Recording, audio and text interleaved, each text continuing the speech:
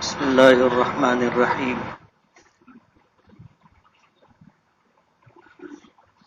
نحمده ونصلی علی رسولہ الکریم اما بعد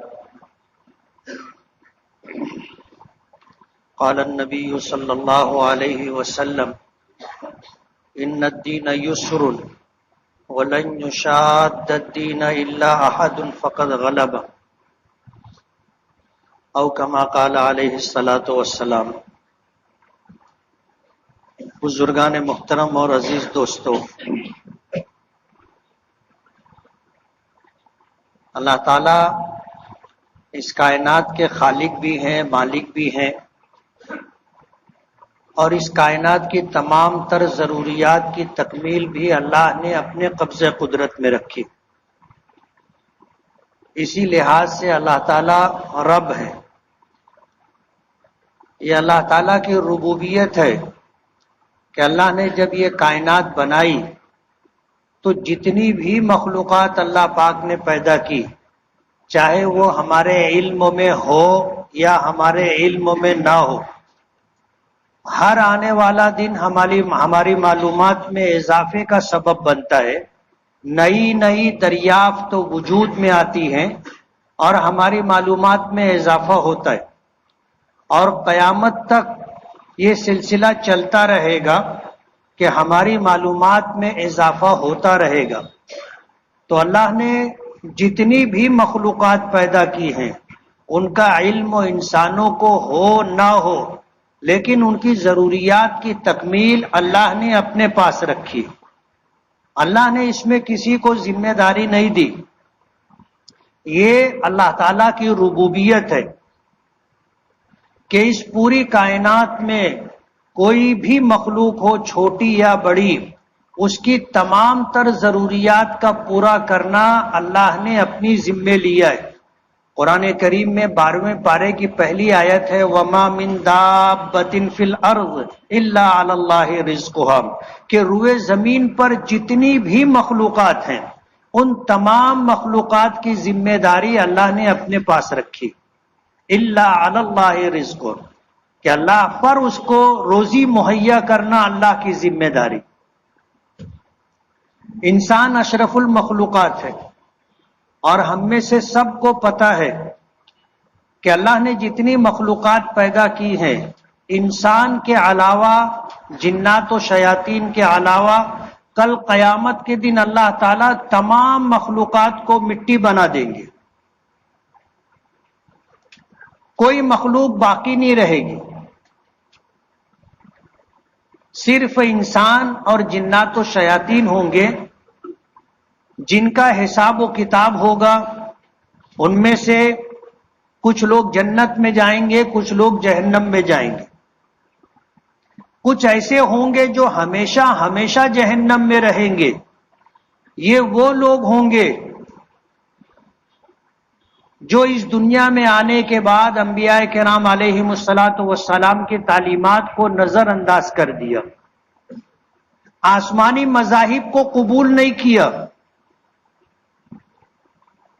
اور پھر آخری دین اسلام جسے اللہ نے پسند فرمایا اور قیامت تک تمام تر انسانوں کے لیے اس کا قبول کرنا لازم اور ضروری قرار دیا۔ اللہ نے فرمایا وَمَن يَبْتَغِ غَيْرَ الْإِسْلَامِ دِينًا فَلَن يُقْبَلَ مِنْهُ، کہ نبی کریم صلی اللہ علیہ وسلم کی بعثت کے بعد، آپ کی تشریف آوری کے بعد، اب دین اسلام ہی واحد دین ہے جس کا قبول کرنا ہر انسان کی ذمہ داری ہے۔ اگر کوئی انسان اس کو نظر انداز کر کے زندگی گزارتا ہے، پھر وہ چاہے کسی دین دھرم کو قبول کرے نہ کرے، اس سے ہرگز وہ عمل قبول نہیں کیا جائے گا۔ ان الدین عند اللہ الاسلام، اللہ کے نزدیک بس دین اسلام ہی ہے، اور جو اسے مانے گا، قبول کرے گا، اس کے مطابق زندگی گزارے گا، اس کے لیے جنت میں جانا ہے، جنت میں ٹھکانا ہے۔ اور جس نے دین اسلام کو نظر انداز کر دیا، پھر وہ چاہے ندھرمی بن کر کے زندگی گزارے یا اسلام کے علاوہ کوئی اور دین قبول کر کے زندگی گزارے، فلن یقبل منہ، اللہ پاک کا فیصلہ ہے کہ اس سے ہرگز ہرگز وہ دین قبول نہیں کیا جائے گا۔ اللہ نے کامل و مکمل دین ہمیں عطا کیا، کامل و مکمل دین ہمیں عطا کیا ہے، آدھا ادھورا دین نہیں دیا۔ ہم اپنی پیدائش سے لے کر کے موت تک زندگی کے جس موڑ پر بھی ہوں گے، اگر ہم اللہ کی مرضی معلوم کرنا چاہیں تو دین اسلام کے اندر ہمیں بتایا جائے گا کہ اس موقع پر یہ عمل اللہ کی مرضی کے مطابق ہے، اور اس کے علاوہ جو کام کیا جائے گا وہ اللہ کی مرضی کے خلاف ہے۔ دین اتنا مکمل ہے۔ ظاہر بات ہے اللہ نے اسی دین کے لیے نبی کریم صلی اللہ علیہ وسلم کو بھیجا۔ آپ تشریف لائے، آپ کی 53 سالہ زندگی آزمائشوں میں گزری، بلکہ یوں کہو کہ پوری 63 سالہ زندگی حالات میں گزری، آزمائشوں میں گزری، نہ جانے کیسی کیسی تکلیفیں اٹھائیں اس دین کے لیے۔ ایسا دین اللہ پاک نے ہمیں دیا اور مکمل دین دیا۔ بارہا آپ سن چکے کہ جب نبی کریم صلی اللہ علیہ وسلم اپنی زندگی کے آخری سال میں حج کے لیے تشریف لے گئے تو آپ پر قرآن کریم کی آیت اتری تھی، الیوم اکملت لکم دینکم واتممت علیکم نعمتی ورضیت لکم الاسلام دینا، کہ آج کے دن تمہارے لیے تمہارا دین میں نے مکمل کر دیا، اکملت لکم دینکم واتممت علیکم نعمتی، اور اس دنیا میں جتنی نعمتیں انسانوں کو عطا کرنی تھی اللہ نے وہ ساری نعمتیں تمہیں دے دی ہیں، اور ہر آنے والا دن ایک نئی نعمت کے ساتھ آتا ہے۔ آج ہم لوگوں کے پاس جو کچھ ہے ماضی میں ہمارے آباء و اجداد کے پاس نہیں تھا۔ جیسے کپڑے ہم پہنتے ہیں ماضی میں بادشاہوں کو میسر نہیں تھے، جیسی سواریاں آج ہمارے پاس ہے ماضی میں بادشاہوں کے پاس نہیں تھی، تصور بھی نہیں تھا، انہوں نے سوچا بھی نہیں تھا۔ آج ہم لوگوں کے پاس سفر کے لیے جو سواریاں ہیں، ماضی میں اگر کوئی اس کا تذکرہ کرتا تو لوگ کہتے کہ اس کا اسکرو ڈھیلا ہو گیا ہے۔ ہوائی جہاز کے بارے میں آپ سوچو، 100 سال پہلے اگر کسی کو بتایا جاتا کہ ایک ایسی بھی سواری ہوگی جو 100-500 لوگوں کو لے کر ان کے سامان کو لے کر کے اڑے گی تو لوگ کہتے اسکرو ڈھیلا ہو گیا اس کا۔ آج بھی آپ اگر تھوڑا سا سنجیدگی سے غور کرو گے کہ ایسی سواری جس میں 400-500 لوگ بیٹھے، ان کا سامان ہو، سواری کے لیے پیٹرول بھرا ہوا ہو، سواری کا اپنا وزن ہو، اور پھر یہ لے کر کے اڑتی ہو، تھوڑا سا آپ غور کرو گے تو آپ کو اندازہ ہوگا کہ یہ تو بہت حیرت انگیز بات ہے۔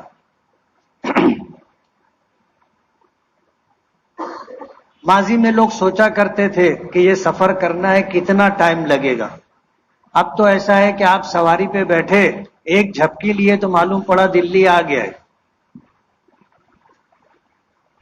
ایسی سواری ماضی میں بادشاہوں کو بھی میسر نہیں تھی۔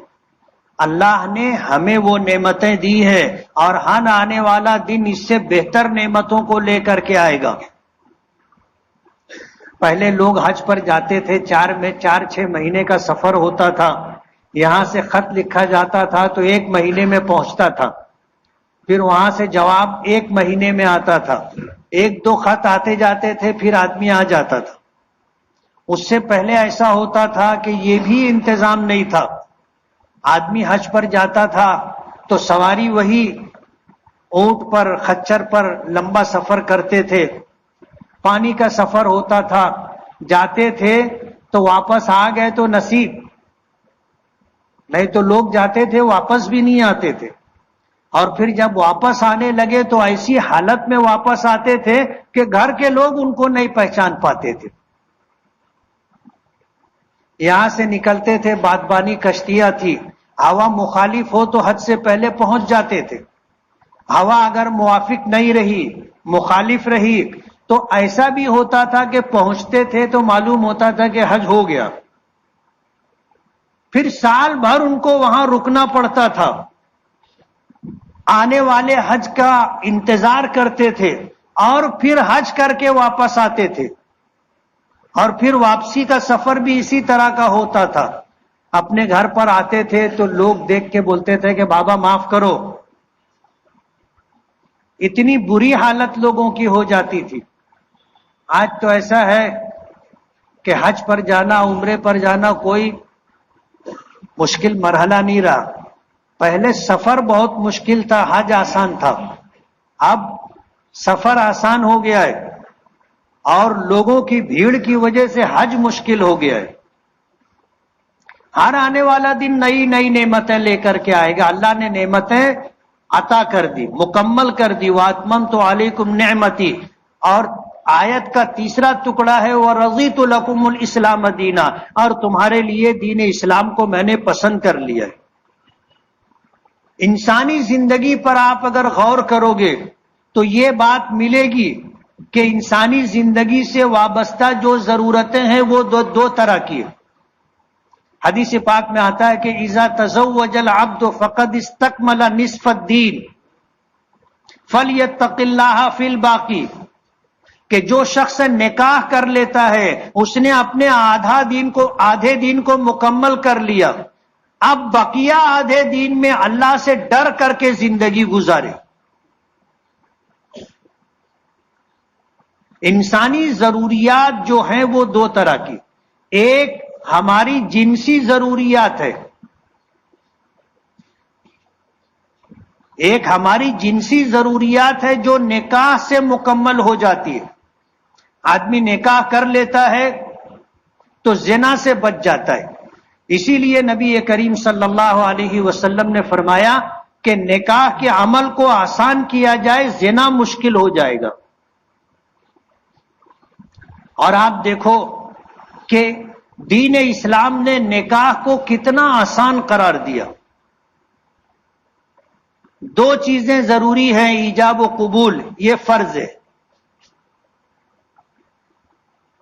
مہر کا ہونا شرط ہے، دو گواہوں کا ہونا شرط ہے. دو گواہ ہوں، مہر طے کیا جائے اور ایجاب و قبول ہو جائے، نکاح ہو گیا. آپ اندازہ کرو کہ دین نے ہماری جنسی خواہشات کی تکمیل کو کتنا آسان کر دیا. ہم اگر اس میں نئی نئی چیزیں شامل کر کے اس کو مشکل بنا لیں تو یہ ہمارا اپنا عمل ہے. دین نے اس کے علاوہ کسی چیز کو ضروری نہیں قرار دیا. دو عادل مسلمان ذمہ داروں کی موجودگی میں ایجاب و قبول کیا جائے، نکاح مہر طے کیا جائے، نکاح ہو گیا. اتنا آسان. حضور نے فرمایا جب بندہ نکاح کر لیتا ہے تو اس نے اپنے آدھے دین کو مکمل کر لیا. یعنی ہماری ضرورت جو جنسی خواہشات کی ہے نکاح کے ذریعے سے وہ مکمل ہو گئی. اب دوسری ہماری جو ضرورت ہے وہ ہمارے پیٹ سے وابستہ ہے، پیٹ سے وابستہ ہے. ہماری ضروریات ہمارے جسم سے وابستہ ہے. ہم کو کھانا چاہیے، ہم کو کپڑا چاہیے، ہم کو مکان چاہیے، ہم کو سواری چاہیے. حضور نے فرمایا فَلْيَتَّقِ اللَّهَ فِي الْبَاقِي. اب باقی جو ضروریات ہیں اس میں اللہ سے ڈر کر کے زندگی گزارے. اس نے مکمل دین کی حفاظت کر لی.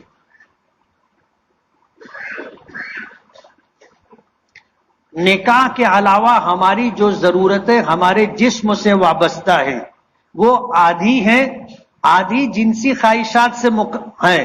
نکاح کر لینے کے بعد آدھا مسئلہ حل ہو گیا. اب آدھی جو ہماری جسمانی ضروریات ہے اس کے لیے ہم میں سے ہر شخص جدوجہد اور کوشش کرتا ہے. اور انہی ضروریات کی تکمیل آدمی اللہ اس کے رسول کے احکام کے مطابق انجام دے، اس نے اپنی زندگی کے اس دنیا میں آنے کے مقصد کو پورا کر لیا۔ کھانا ہماری ضرورت ہے، کپڑا ہماری ضرورت ہے، سواری ہماری ضرورت ہے، مکان ہماری ضرورت ہے، اور اس کے لیے ہمیں کمانا پڑتا ہے، اس کے لیے ہمیں کمانا پڑتا ہے۔ آدمی حلال طریقے سے کمائے، اعتدال کے ساتھ اپنی ضرورتوں کو پورا کرے، خود حلال کھائے، استعمال کرے، اپنے ماتحتوں کو، اپنے زیر سرپرست لوگوں کو حلال کھلائے، حلال استعمال کرائے، یہ ذمہ داری ہے۔ اور اسی چیز کو سیکھنے کا اور سمجھنے کے لیے قرآن پاک اور حدیث پاک، جس کی تعلیم مدرسوں میں دی جاتی ہے، جس کا پتہ علماء کے ذریعے سے چلتا ہے، جس کا علم اللہ کے راستے میں آدمی وقت دے اور اس میں ذاتی لگن اور تڑپ ہو، اور اپنی زندگی کے مسائل کو سمجھنے کے لیے علماء سے رابطہ کرے کہ مجھے کیا کرنا چاہیے، اللہ کا کیا حکم ہے، یہ میرے لیے جائز ہے، ناجائز ہے، یہ چیز میرے لیے حلال ہے، حرام ہے، یہ معلوم کرے اور اللہ کے حکموں کے مطابق زندگی گزار لے، یہ آدھی ضرورت کی تکمیل جائز طریقے سے کر لے، اللہ سے ڈر کر کے زندگی گزار لے، جنت میں جانا آسان ہو جائے۔ تو کچھ لوگ ہوں گے جو ہمیشہ جہنم میں رہیں گے، یہ وہ لوگ ہیں جنہوں نے دین اسلام سے روگردانی کی، جنہوں نے ایمان قبول کرنے سے انکار کیا، پھر وہ چاہے کسی دھرم کو مانتے ہوں نہ مانتے ہوں، ان کا ٹھکانہ جہنم میں ہے۔ جنت میں وہی لوگ جائیں گے جن کے پاس ایمان ہے، اور جنت میں بغیر حساب و کتاب یا دخول اولی انہی لوگوں کو ملے گا جو دنیا میں اللہ اس کے رسول کے حکموں کے مطابق زندگی گزاری، اور اگر جانے انجانے میں ان سے کوئی گناہ نافرمانی ہو گئی تو اپنی زندگی میں سچے دل کے ساتھ توبہ کر لی، دین کے مطابق زندگی گزار کر کے گیا، کامیاب ہو گیا۔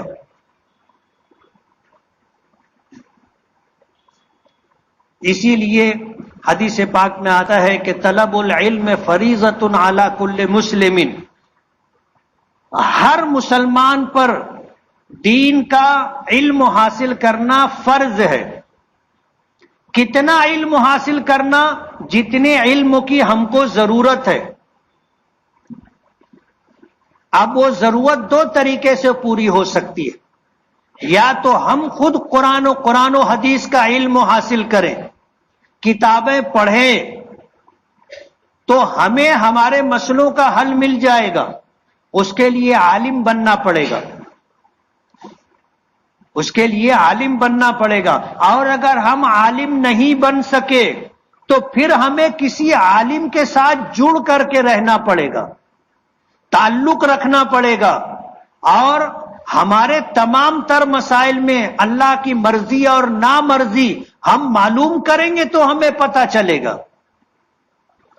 اس کے لیے مدارس بھی ہیں، علماء بھی ہیں، دارالافتاء بھی ہیں، کہ ہم اللہ اس کے رسول کی مرضی نامرضی معلوم کریں، اور معلوم کر کے ہم اس پر عمل کریں۔ ہر ایک کے لیے عالم بننا ضروری نہیں ہے، اور یہ چیز ممکن بھی نہیں ہے۔ جیسے سب ڈاکٹر ہو جائیں ممکن نہیں ہے، سب انجینئر ہو جائیں ممکن نہیں ہے، اسی طرح سب عالم ہو جائیں ممکن نہیں ہے، سب مفتی ہو جائیں ممکن نہیں ہے۔ ایک نظام ہے دنیا کا، اور اللہ نے کسی کو سب نہیں دیا، ورنہ وہ کسی سے تعلق نہیں رکھتا۔ انسانوں میں انسیت باقی رہے، انسانیت باقی رہے، اس کے لیے اللہ نے ہر ایک کو ایک دوسرے کا محتاج بنایا ہے۔ ایک دوسرے سے تعلق باقی رہے، اس کے لیے ہماری ضروریات کی تکمیل ایک دوسرے سے وابستہ کر رکھا ہے۔ یہ اللہ کا ایک نظام ہے، وَجَعَلْنَا بَعْضَكُمْ لِبَعْضٍ سُخْرِيًّا، نحن قسمنا بینکم معیشتہم فی الحیات الدنیا، اس دنیا کے اندر تمہاری زندگی گزارنے کے جو معاملات ہیں ہم نے اس کو تقسیم کر دیا، کسی کو ڈاکٹر بنا دیا، کسی کو انجینئر بنا دیا۔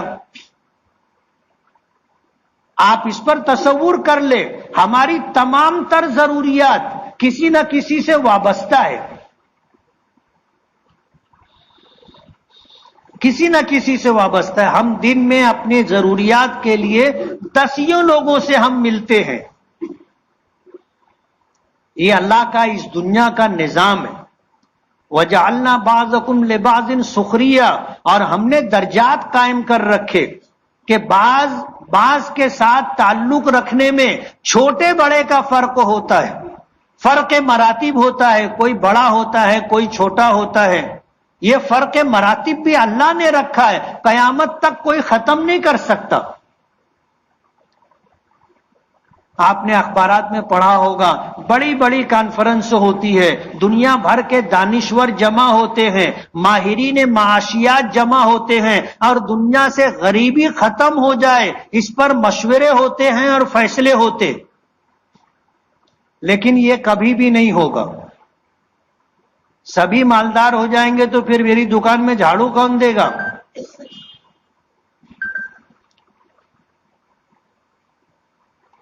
اس لیے دنیا کا نظام اللہ نے بنایا ہے، کوئی مالدار ہے، کوئی غریب ہے، کوئی ڈاکٹر ہے، کوئی بیمار ہے، کوئی کپڑا تیار کرنے والا ہے، کوئی کپڑا خریدنے والا ہے۔ الا ھذہ، اگر سب کے پاس سب کچھ ہوتا تو ادھر سبزی لے کے کوئی بیچنے کے لیے بیٹھتا نہیں، اناج بیچنے کے لیے کوئی دکان نہیں لگاتا۔ اللہ نے لوگوں میں تقسیم کر دی ہے معیشت، یہ دنیا کا ایک نظام ہے۔ تو ہماری ضرورتیں جو ہمارے جسم سے وابستہ ہیں، ان ضروریات کو پورا کرنے میں دین کو پیش نظر رکھیں۔ ہمیں جو دین اللہ نے دیا ہے، یہ دین ہمیں کس بات کا حکم دیتا ہے، ہمیں کیسے کمانا چاہیے، کیا کام کرنا چاہیے، کمانے کے بعد پھر اسے کہاں خرچ کرنا ہے، کیسے خرچ کرنا ہے۔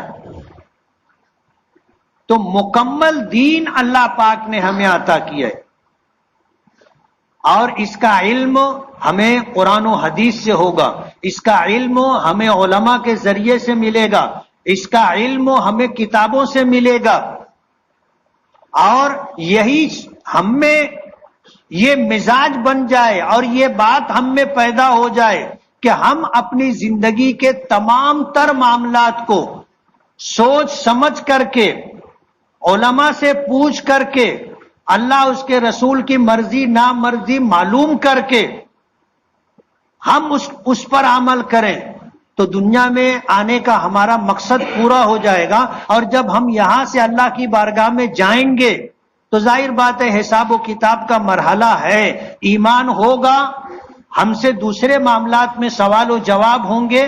ہم نے اگر اللہ کو راضی کر کے اجر و ثواب لے کر کے گئے ہیں تو ہمارے لیے نجات ہے، اور زندگی میں ہم سے جو نافرمانیاں، جو کوتاہیاں ہو گئی ہوں، ہم سچے دل سے توبہ کر لیں۔ اللہ نے معافی کا اعلان فرمایا ہے، نبی کریم صلی اللہ علیہ وسلم نے فرمایا التائب من الذنب کمن لا ذنب لہ، جو گنہگار گناہوں سے توبہ کر لے وہ ایسا ہے جیسے اس نے گناہ کیا ہی نہیں۔ کمن لا ذنب لہ، جس شخص نے کوئی گناہ نہیں کیا وہ کیسا ہوتا ہے؟ گناہ کر کے توبہ کر لینے والا بھی ویسا ہی ہوتا ہے، اللہ تعالیٰ سارے گناہ اس کے مٹا دیتے، سچے دل سے توبہ شرط ہے۔ ہم میں سے کوئی آدمی ایسا نہیں ہے جو گنہگار نہ ہو۔ حدیث پاک میں آتا ہے کلکم خطاؤن، تم سب کے سب خطاوار ہو، خطا کار ہو، وخیر الخطائین التوابون، اور تم میں بہترین شخص وہ ہے جو گناہ کر لینے کے بعد اللہ سے توبہ بھی کر لے۔ حدیث پاک میں آتا ہے کہ جب انسان گناہ کرتا ہے تو زمین کے جس حصے پر گناہ کرتا ہے وہ زمین کا ٹکڑا گواہ ہے، ہمارے جسم کے اعضاء گواہ ہیں، ہمارے ساتھ گناہ میں جو شریک ہیں وہ گواہ ہیں، کرامن کاتبین جو ہمارے کاندھوں پر ہیں، ہماری نیکی ہمارے گناہ لکھتے ہیں وہ گواہ ہیں۔ کل قیامت کے دن اللہ کی بارگاہ میں جب بندہ پیش ہوگا تو اللہ پاک زبان سے قوت گویائی لے لیں گے، جیسے آج ہمارا ہاتھ بات نہیں کرتا، آج ہم بات کر رہے ہیں تو زبان کا عمل ہے، کل قیامت کے دن زبان کا یہ عمل ختم ہو جائے گا، زبان خاموش ہو جائے گی اور جسم کے سارے اعضاء بولنے لگ جائیں گے۔ ہاتھ بولے گا کہ اس نے مجھ سے یہ کام کیا تھا، پیر بولے گا کہ مجھے استعمال کیا تھا اور مسجد کی طرف چل کر کے گیا تھا، مجھے استعمال کیا گیا تھا شراب خانے کی طرف گیا تھا۔ جسم کا ایک ایک اعضاء گواہی دے گا، بولے گا، تو انسان کہے گا تم کیسے ہو کہ تم مجھے برباد کرنے کے لیے، جہنم میں لے جانے کے لیے میرے خلاف گواہی دے رہے ہو۔ حدیث پاک میں آتا ہے اللہ کے رسول نے فرمایا یہ اعضاء کہیں گے کہ جس خدا نے دنیا میں زبان کو کہنے کا حکم دیا تھا، زبان بولتی تھی، آج ہمیں حکم دیا ہے، ہمیں گویائی عطا کی ہے اور ہمیں بولنے کا حکم ہے تو ہم بول رہے ہیں۔ لیکن جب بندہ سچے دل سے توبہ کر لیتا ہے، زمین کے اس ٹکڑے سے گناہ بھلا دیا جاتا ہے، اعضاء سے بھلا دیا جاتا ہے، جو ساتھی گناہ میں شریک ہوتے ہیں ان سے بھلا دیا جاتا ہے، اور نام اعمال میں جو گناہ فرشتوں نے لکھ رکھے ہیں اسے مٹا دیا جاتا ہے۔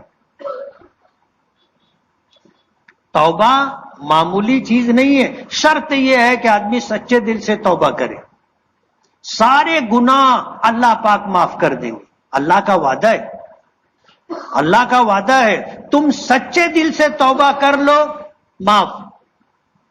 اللہ سے زیادہ جلدی معاف کرنے والا دنیا میں کوئی نہیں، ہمارے ماں باپ نہیں ہے، ہمارے بیوی بچے نہیں ہیں، ہمارے دوست احباب نہیں ہیں، دنیا میں دوسرے انسان نہیں ہیں، جتنی جلدی اللہ معاف کر دیتے ہیں بندے نہیں معاف کرتے۔ اور معاف کرنا یہ اللہ تعالیٰ کی صفت ہے، اللہ تعالیٰ کی صفت ہے معاف کرنا۔